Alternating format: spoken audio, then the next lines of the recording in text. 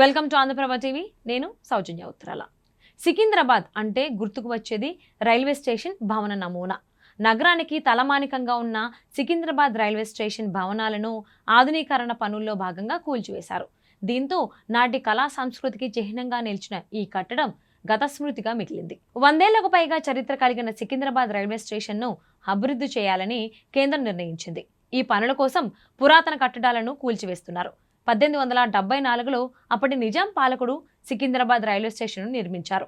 ఇది 1916 వరకు Nizam guaranteed state రైల్వేకు ప్రధాన కేంద్రంగా ఉండేది. కానీ స్వాతంత్ర్యం అనంతరం 1951లో ఎన్జీఎస్ఆర్ను జాతీయం చేయడంతో భారతీయ రైల్వేలో సికింద్రాబాద్ స్టేషన్ భాగమైంది. దీంతో 1952లో ఈ రైల్వే స్టేషన్ ప్రధాన భవనాన్ని ప్రభుత్వం నిర్మించింది. నిజాం ఆర్కిటెక్చర్కు అనుగుణంగా కోటను పోలి ఉండేలా పోర్టును డిజైన్ చేశారు. అభివృద్ధిలో భాగంగా దీనిని కూల్చివేసి ఆధునిక హంగులతో కొత్త భవనం నిర్మించనున్నారు. శరవేగంగా పనులు జరుగుతున్న నేపథ్యంలో వీలైనంత త్వరగా కొత్త భవనాన్ని నిర్మించేందుకు కృషి చేస్తున్నట్లు అధికారులు తెలిపారు. రైళ్ల రాకపోకలకు ఎలాంటి అంతరాయం లేకుండా దశల వారీగా రైల్వే స్టేషన్ ఆధునీకరణ ప్రాజెక్టును ప్రారంభించారు.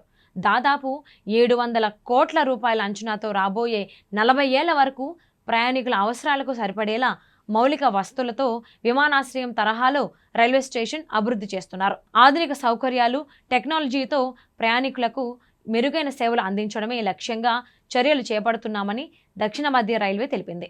ఇందుకు మాస్టర్ ప్లాన్ రూపొందించి ఉత్తరం, దక్షిణం వైపున G+3 ఐకానిక్ స్టేషన్ భవనాలను నిర్మిస్తున్నారు.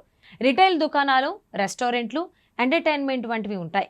స్టేషన్కు ఇరువైపులా 2 ట్రావెలేటర్లు, 2 నడక మార్గాలు, స్టేషన్ లోపలికి ప్రయాణికులు వచ్చేందుకు 26 లిఫ్టులు, 32 ఎస్కలేటర్లు, విశాలమైన 2 ఫుట్ఓవర్ బ్రిడ్జ్లు, 1 స్కైవేను నిర్మిస్తున్నారు. సికింద్రాబాద్ ఈస్ట్ మెట్రో స్టేషన్ను స్కైవేతో అనుసంధానం చేయనున్నారు.